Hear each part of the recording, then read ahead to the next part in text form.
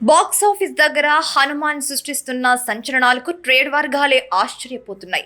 తేజ సజ్జా హీరోగా, ప్రశాంత్ వర్మ దర్శకత్వంలో రూపొందిన ఈ సూపర్ హీరో ఫిలిం చిన్న సినిమాగా విడుదలై సరికొత్త రికార్డులు సృష్టిస్తుంది. ఇప్పటికే 200 కోట్లకు పైగా గ్రాస్ రాబట్టి 300 కోట్ల గ్రాస్ దిశగా దూసుకుపోతుంది. ఈ క్రమంలో ఇప్పుడు అందరి దృష్టి ఈ సినిమాకి సీక్వెల్ గా తెరకెక్కిస్తున్న జై హనుమాన్ పై పడింది. హనుమాన్ సినిమా చివరిలో దీనికి సీక్వెల్ గా జై హనుమాన్ రానుందని, ఇది 2025లో విడుదల కానుందని మేకర్స్ తెలిపారు. అయోధ్యలో బాలరాముని ప్రాణ ప్రతిష్ఠ సందర్భంగా సోమవారం నాడు ఈ సీక్వెల్ ప్రీ ప్రొడక్షన్ వర్క్ ప్రారంభించినట్లు అధికారికంగా ప్రకటించారు. అలాగే జై హనుమాన్ చిత్రం అనేది హనుమాన్ ని మించి ఎన్నో రెట్లు ఉంటుందని, హనుమంతుడి పాత్ర ప్రధానంగా ఈ సినిమా సాగుతుందని దర్శకుడు ప్రశాంత్ వర్మ ఇప్పటికే చెప్పాడు.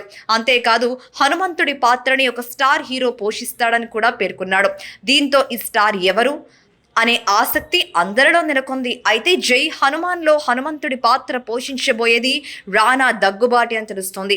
విభిన్న సినిమాలు పాత్రలు చేయడంలో రానా ఎప్పుడు ముందుంటాడు. విలన్ పాత్రలు, ప్రత్యేక పాత్రలు పోషించడానికి కూడా వెనుకాడడు.